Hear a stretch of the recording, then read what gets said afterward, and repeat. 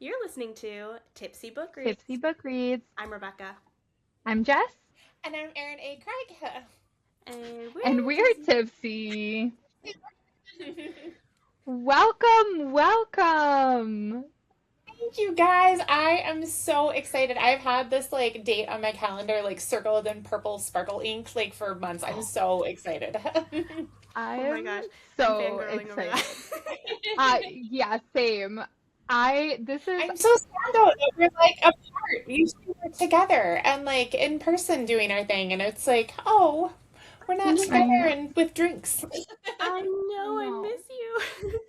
We need to No, do that next time soon. we're all in the same vicinity, we'll have to get some drinks and have Come it to in real life Florida. recording for sure. Yes, come to Florida. We have a bookstore we can hang out in. We can do the spiel. It'll be fun. Oh, it'd be so Yes, delightful. Becca's a bookseller at a bookstore. We'll totally have you there. Fern and Woohoo. Fable, hit them up. So, anyways, we are here to talk about Our Strange our strange Duet. duet. This is my theoretical copy. As But Becca and I growing up were such Phantom girlies as well, and we know that you were such a Phantom girly, so this was such an incredible experience, and I literally cannot think of a better author to have written Christine's point of view, and it literally just made me feel so nostalgic, and I was just reliving all of everything where my sister used to make me be Raoul and Phantom and Meg so that she could be Christine, and I You just just feel it. this was so incredible. I yeah, love that. I did the same thing to my sister. The dedication is actually to her because I forced her to be Raoul. Yes, I read that and I related so well because are you the older sister? Or Hmm. yeah, okay, that tracks. My sister's older and she's like she cast me. So I totally get it. I I was I read Phantom. that and I was like, No interest in being Christine. I wanted to be Phantom because he's got the cape, that swirling cape thing. Ooh, I love a good oh, cape. it's so good. I that's think we great. should wear So more capes in life. Truly. honestly. Amazing. But anyways, okay, so I made some fun cocktails in honor of our strange duet. So I'm just gonna quickly talk over those. But you can find the recipes at Tipsy Book Reads on social media.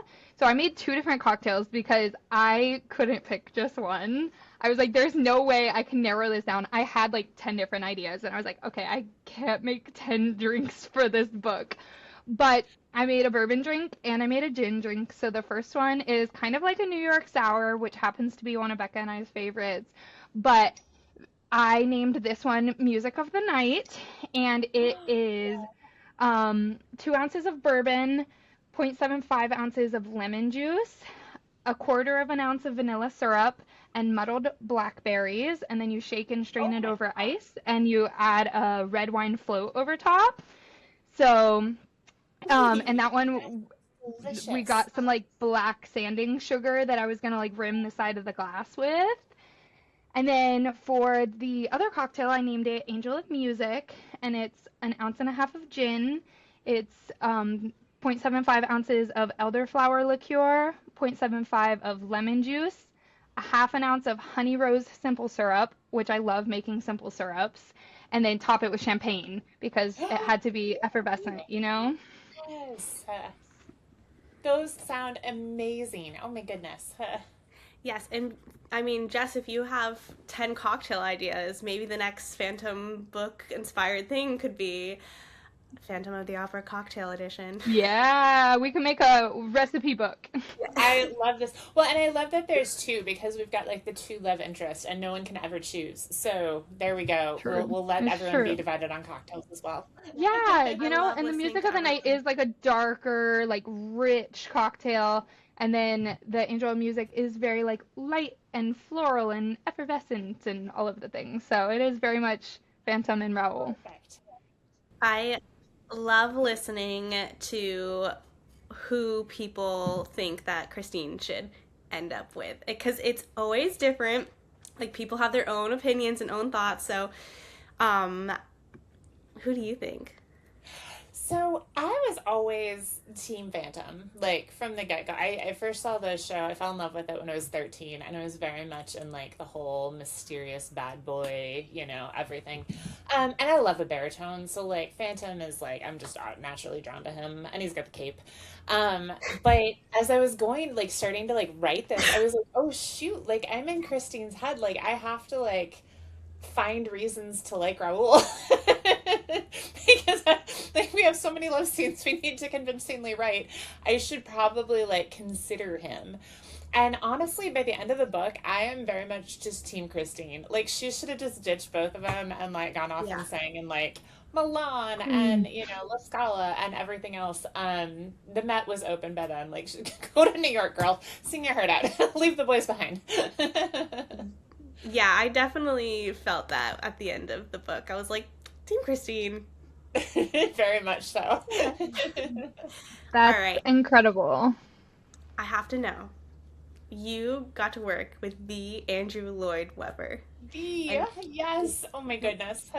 we were such musical theater girlies. We can't believe I mean, it's amazing. Like Jess said, truly, you were the perfect pick for this. I'm just gothic, romantic-y feel. That is your bread and butter. You're so good at it. So how was that? Like, how hard did you fangirl? Oh my gosh, I was trying so hard to be cool, and it was like a bazillion degrees, so it was already hard. It was New York in April, and it was like this one like really bad humid weekend. But the whole thing, I mean, it has just been fever dream from the get-go. I did not have the idea for this book. I didn't pitch myself for it, anything like that.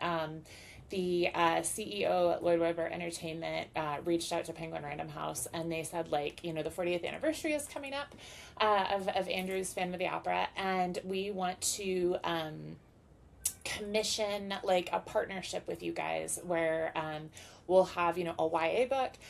There's this gorgeous coffee table book edition that's coming out, and it's got like the letters from like cast and crew and the artistic staff and Andrew and like anyone who has been attached, is kind of gets their little moment to shine and like talk about where it came from, where it's going, where like in the future, like where do we think like the next generation of Phantom fans are looking toward and everything. And then there's the cutest little golden books. Oh my gosh, they are so like all of the illustrations just make me so happy. There's one that just tells the whole story of the musical.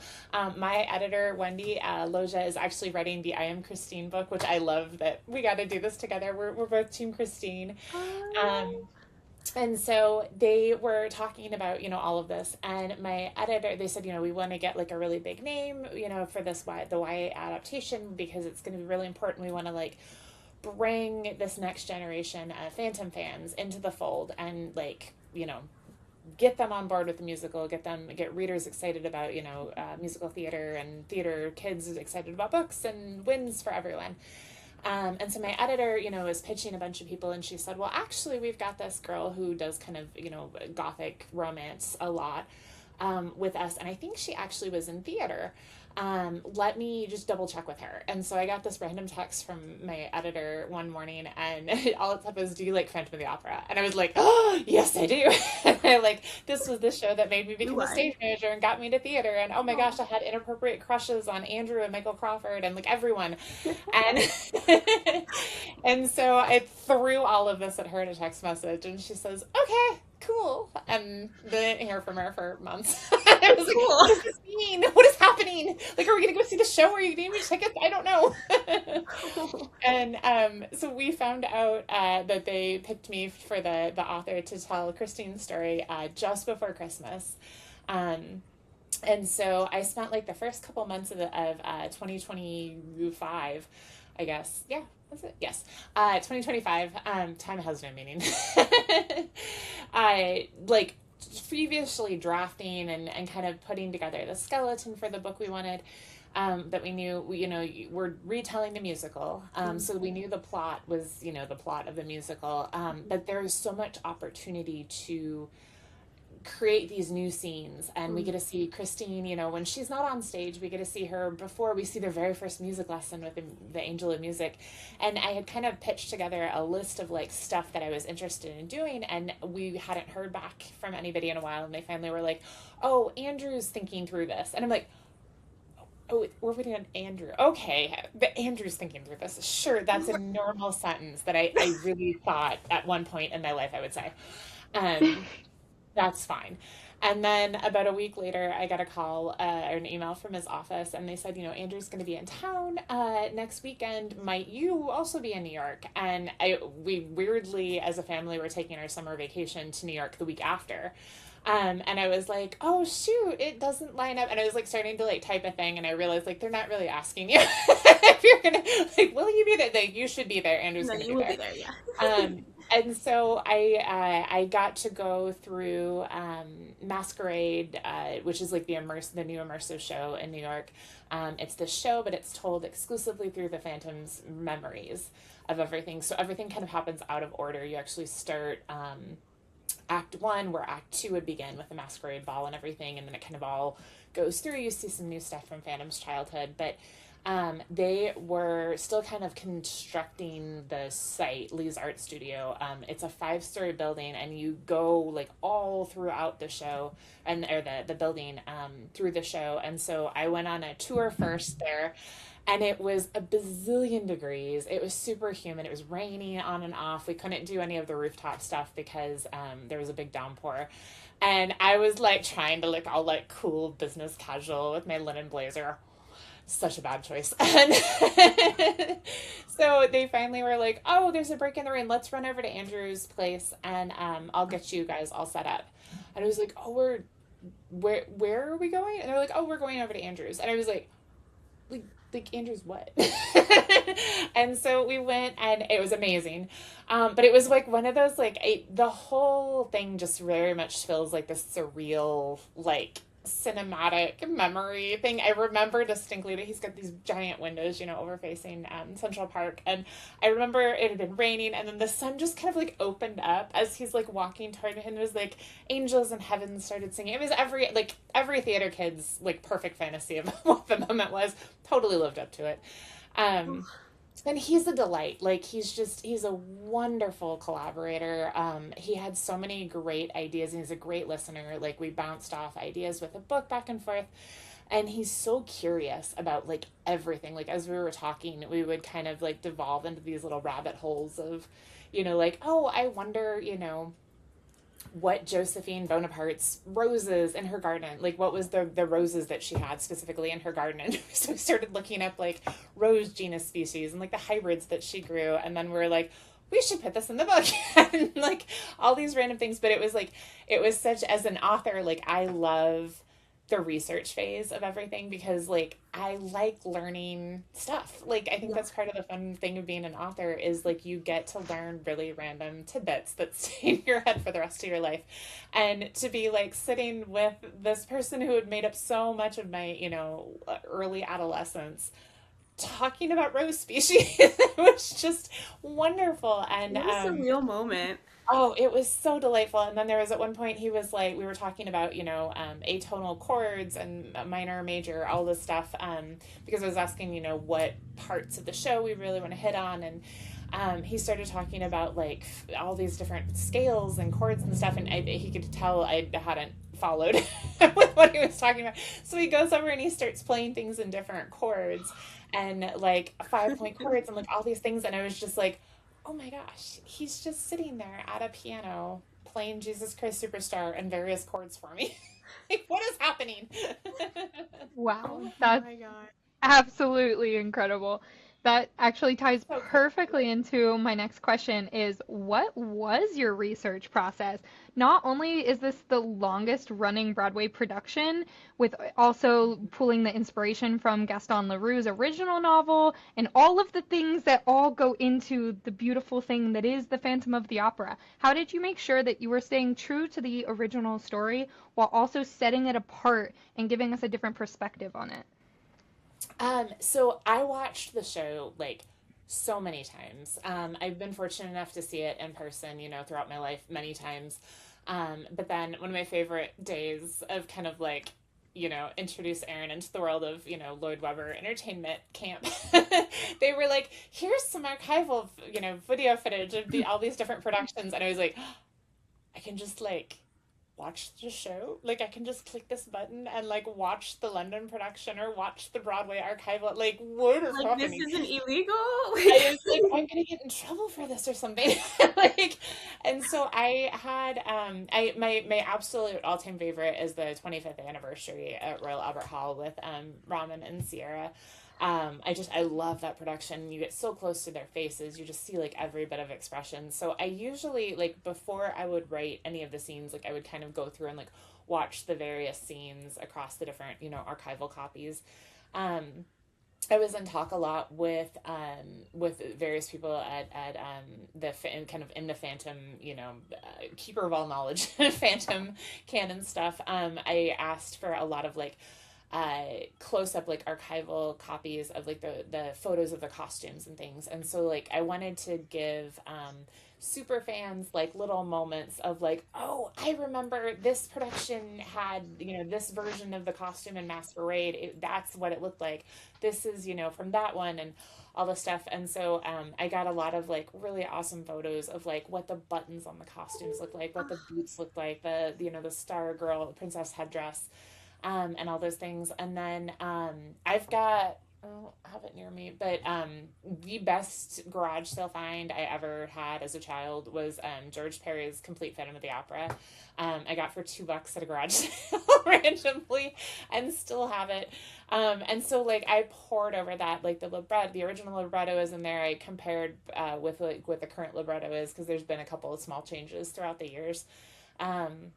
Went through like all of the history of the Opera Garnier and all of that. And then mostly like I tried to keep, because we were telling, the Andrew Lloyd Webber Phantom. I tried to like not think too hard about like the other iterations of Phantom. Like I've seen like all of the movies, and absolutely love the Charles Dance version. But I was like, I don't want to start pulling things from the wrong source materials, because Right. we're celebrating the musical as it is. So like there's the very first sentence in chapter 1, like we do reference Gaston Leroux's novel to it, but it was just kind of like a little Easter egg. So if you know the novel, you'll be like, oh wait, that's kind of a play on that. But we didn't want to be like, this is what Leroux said, and this and that. um but yeah, it's been lovely, and I loved getting to geek out so hard over something that's always brought me such joy in life, and then to be like, oh no, I have to go watch the Down Once More confrontation scene again to get that like aesthetic angst. Shoot. Oh, bummer. Man. I love that though, and reading it, I definitely felt the different little Easter eggs and the specific little Hmm. pieces, or even just like you did such a good job at writing from her perspective, where like little things that you would see watching it on stage versus when you would see from her perspective, like you did such a beautiful job at like the story unfolding from her eyes, that you're like, oh, you only knew that was coming if you saw, Right. Like his we knew that was coming, but she's learning it as it's happening. yes, So and cool. it was Well, and that's it was so lovely to like go through, and because there is so much of the show that she's not on stage for, and so because we're just in her eyes, it was like the whole prima donna scene, in the theater manager's office. She's not there for us, so I was like, well, where is she? Like the Phantom just like dropped her off after their fun music of the night. Um, what is she doing? I was like, I bet she goes home to her apartment. She's tired. And I was like, oh, how does Christine Daae decorate her apartment? Like, I love it's all these like fun things to think about. Like, I bet she likes throw pillows. that.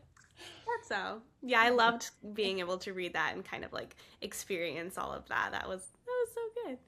Yeah, and um those little girlhood bits and everything, and like the leaving the dishes for later, like, and Yeah. that type of stuff that just made her so real, you know? and the I loved it. friendships and all of that, that was so well done.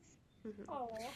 Um, backtracking a little bit, just because we know you were a stage manager, and you even write that in your author's note.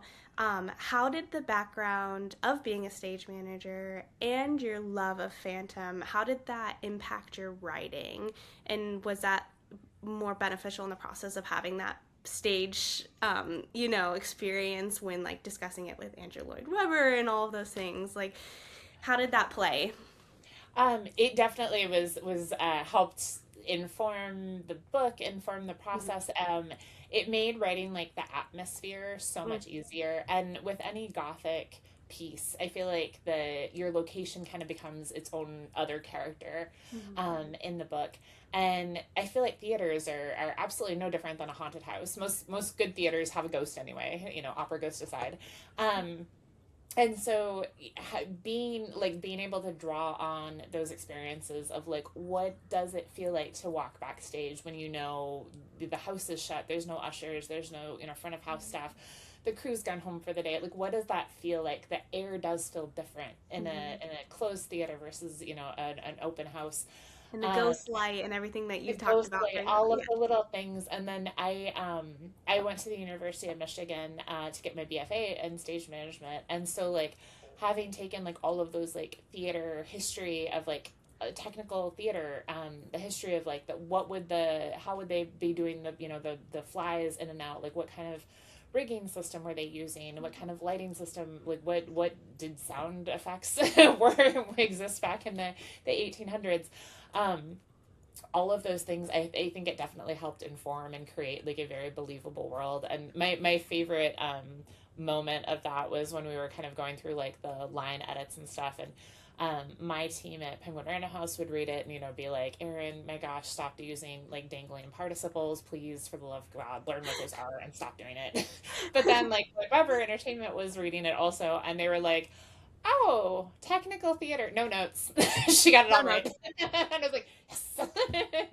I have no idea That's how to use a stunning. I comma, do right? love But that yeah. you include in the back of the book. I do love that there's a glossary of all of that. I mean, Becca and I personally did not need it because we are also theater girlies, but there are so many people that are going to read this that may need that. And I love that that was included. I think it brings them into this world even more of like these don't have to be such scary terms. Like we'll explain them for you. It's okay. You can Yeah, get it too. we will walk you through this. We are welcoming with open arms. Yes, we will hold your hand. But yeah, it was lovely getting to like kind of bring all of that knowledge. And for the longest time, my life has kind of felt like two very distinct acts. Like I was a stage manager. I had Tiny Craig and became not a stage manager. And I went on what we thought was originally going to be a hiatus. And then I started writing, and suddenly House of Salt and Sorrows took off, and here we are 8, 9 years later. But it up until this project came about, like I always felt like, all right, this was theater Erin, this is author Erin, and like author Erin will go see a show and enjoy it and like have fond memories of calling stuff and everything, but like the paths have diverged, they're not coming back. And so like this was like such a wonderful full circle moment where like all the facets of Erin are back together, and it was so lovely. And like just becoming part of the team and everything, I've seen some really awesome theater now, which has been selfishly very cool. I love that. While reading the book, it feels like someone who wrote this knows what they're talking about, and I love that. Like, I love being able to read it and be like, ah, yes, like this is it. This is correct. Yes, and knowing all of that terminology, like, and the way that you describe it is in a way that, like, even if you don't know all of that, it still places them there and, like, they can see it. Well, I mean, I'll have to ask someone once it comes out if they've not been in the theater. But, like, it I seems think like they yeah. can totally immerse themselves in that despite not knowing what the wings are and the flies and all the things. You know what I mean? Like, I love it so much.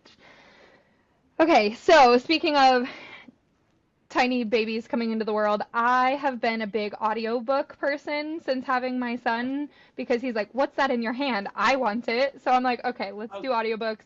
So we have seen that the audiobook cast has been recently released and we're so oh excited about that. yes. So all of the things. So from the inspiration of an original French novel to being a novel and being a Broadway production, and now we have this novel that is a different point of view, and then bringing it back into an audio book. Like there's so many different facets of art that are also incredible. And so with that, what can you tell us about the audiobook? Will there be singing? There is. So when I went through, I was very in the dark on a lot of it because I think they realized like every time they tell me something, I immediately like burst into happy tears. And so I think at some point they were like, we can't keep doing this. Like Erin's gonna have a heart attack by the time this is all over. We're just gonna keep Oh her in the dark no. for a while For her until own like health. everything is realized because like she keeps like screeching at Wendy, um, and she sounds like a pterodactyl. So make this stop. And so I met with my two audiobook producers, Julian and Kirby, who are just phenomenal humans. And they've had just like so much work has gone into this that it like past what a normal audiobook would be like, because we have a fully realized cast. We've got and it just a stupendous embarrassment of riches with the casting. We've got B and Jordan Donica, who are going to be in the 40th anniversary gala later this year. Jordan Fisher as Raoul. We've got Sierra Bogus, who was very, all over the place with Christine. She's now coming back as Carlotta. She's also singing So currently cool. in London with Carlotta. Norm Lewis, who was the first Black Phantom on Broadway, is now playing Pianji, which just makes my heart stupidly happy. I saw him in Tarzan, and oh my gosh, so good. Um, and then like random like Jesse Taylor Ferguson as a manager. Like what? Like he should be the star and he's playing the manager. Like it's so stupid. And Dan Stevens is the manager. We have some special cameos we haven't announced yet that are just rock my world every time I think about them. It is just insane. Stephanie Styles as Meg, and Katarina uh, Link as Madame Jury. Just it's crazy. So all of that happened, and then I started getting emails from Kirby and Julianne and saying like, so the book is great, we love it, we're going through it beat by beat, and one of the lovely things about pairing with Lloyd Webber Entertainment was that we were able to use actual lyrics from the show into the book, kind of as dialogue. We Yes. tried to do it in sneaky, surreptitious places so it doesn't sound really clunky and everything. It was Yes. perfect. It It was just so rhymed good. never sounds right when you try to stick it in. But then for the audiobook, because there is music and there is singing, we had to have like some of the lyrics like compressed together. So I think most notably the Think of Me and Music of the Night. So we'll hear Jordan Donica sing Music of the Night, which so excited. But we had to like kind of put them back together so that we could like actually get lyrics and not just little Aaron snippets of dialogue that I had carefully pulled out. So they went through it and like fully produced it. There's going to be underscoring. Oh, We've got orchestration and everything for the book. And so it's going to be, I feel like it's one of those packages like you want the book because it's beautiful and just a jewel box of a treasure of a book. But then I feel like the audiobook is its own beast. Like it is a book, it is the book. But it's got so many extra bells and whistles and everything. Like you want to hear that, you want to experience it. Like my gosh, that cast. You definitely want to hear all of them. No, for And so sure. it's like these two giant behemoths just are suddenly going to exist on September 1st. It's just wild. Ah, that's so incredible. I'm so excited. And I totally agree. They're like two separate pieces of artwork in and of itself. That Mhm. and what you were saying about the dialogue being like I was singing the dialogue because I'm like I'm such a Phantom girly. I'm singing this right now. But then the people that are not Phantom people necessarily are reading it as dialogue. And I just think that's going to be such a unique experience for both sets of people Mhm. because it like both incredible but also like I did know that those were songs and was singing Yeah, them as I was little reading it and Easter it was eggs incredible. all throughout. Yeah, so I can't wait to hear that put to life in the audiobook. I'm so excited. and while reading it flows so well. Like how you Mhm. blended everything in, I was like, Yes. This is a little Yeah. masterpiece. The whole I time had I a was lot like, of fun. There's a couple Easter eggs I was like especially proud of, and I won't share for spoilers, but there's a moment in the epilogue that I was quite dastardly evil giggling as I typed it in. I can just Ooh, picture we'll you talk writing. about once we're not in the air. I can just picture you writing, and you just like do one of these, and then like There Wow. was so many. I usually like, especially when I'm in copy edits, like I always do like the big like fist bump from like the Breakfast Club. Like oh every time I yeah. get to like a really good thing, I had so many Breakfast Club moments in this. Your family will just like hear you like evilly laughing from across Yeah. the room, like, what's going on over there? What is she doing? So funny. Oh, that's so cool. Well, I want to ask a question. We have two questions that we like to ask. You already know one of them, but I'm gonna ask the little bit more serious one first, and that's what's your why? Why do you write? Oh, that's a good one. I don't really. I mean, I don't have a good like. I want to have like some really eloquent like You don't preserve. have to. But I just do. Like it's a natural thing for me. Like I can't imagine not doing it. When I am between projects, I get really antsy and like I can feel I don't know if it's the words like building up in my brain, but there definitely needs to be an outlet to like all of the crazy imaginative scenarios that I like to play out in my head. When I was a kid, I always like rather than like doodling and stuff in the margins, I always like played with words, and I had a thesaurus, and I would go through and like, okay, if you swap out this word for that word, which means the same thing, does it change the sentence or does it keep it the same? Stupid games I would play. I love that. Um, but That's like I very just always intelligent game. but like my all of my social media handles are penchant for words, and I really like words. I love that though. That's so awesome. And just playing back a little bit into the theater, I feel like Phantom of the Opera, obviously, but in your other works, House of Salt and Sorrow, and all of those, it feels very theatrical. And the gothic writing that you have, all of that, it just makes so much sense that you are where you're at now. Like it's inevitable. It's like you said, natural. It's great. All right. What's Christine's favorite soup?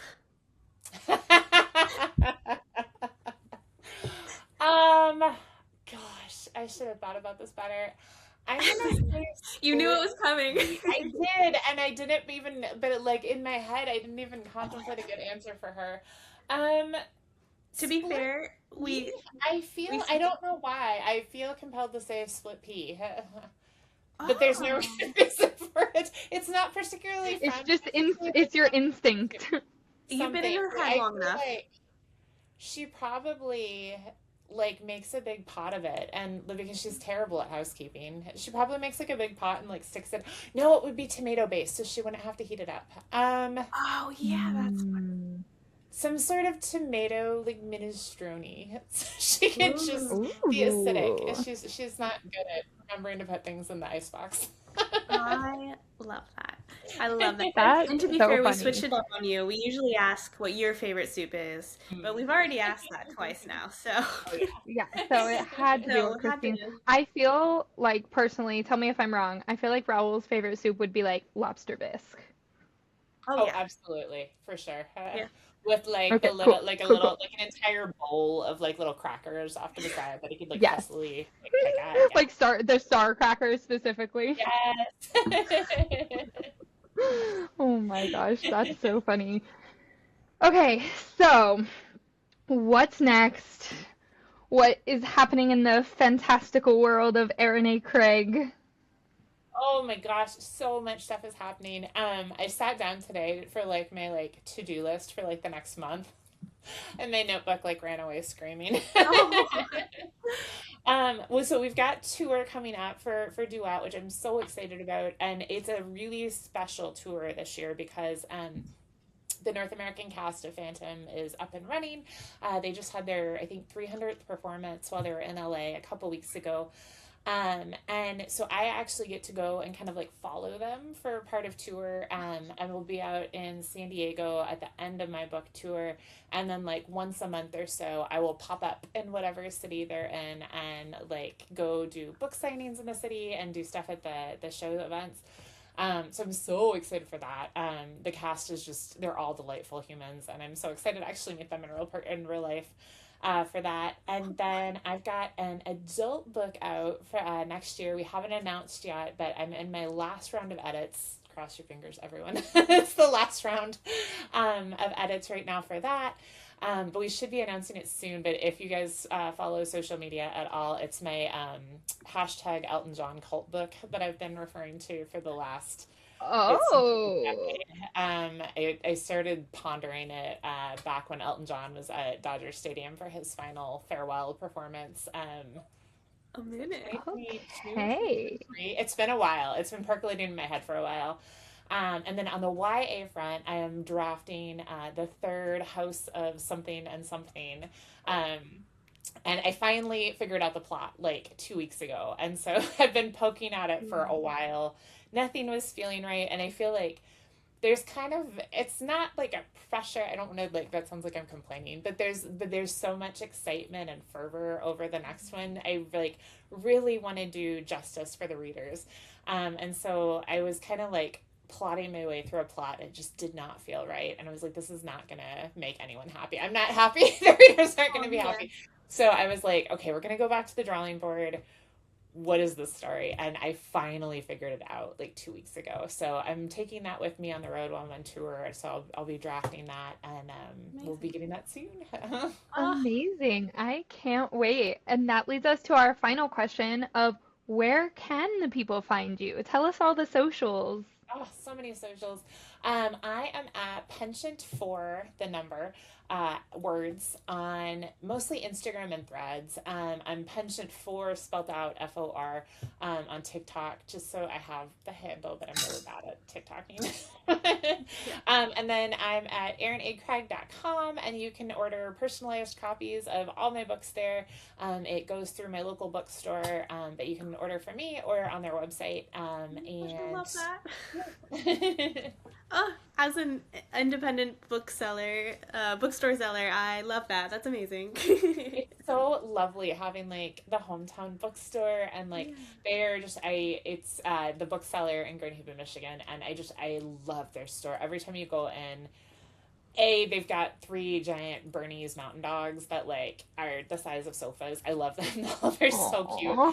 And the bookstore is just fantastic. It feels like the bookstore in Never Ending Story. You just kind of like keep going through all these different like very tall, precariously stacked shelves, and I love that. Amazing. I love that. Incredible. It's All been right. such a pleasure. So good talking It's with been you an guys. This is always such a treat. Such a treat. We are so honored to be here, and we are completely fangirling at every single yes. thing that you're saying. Just being with you.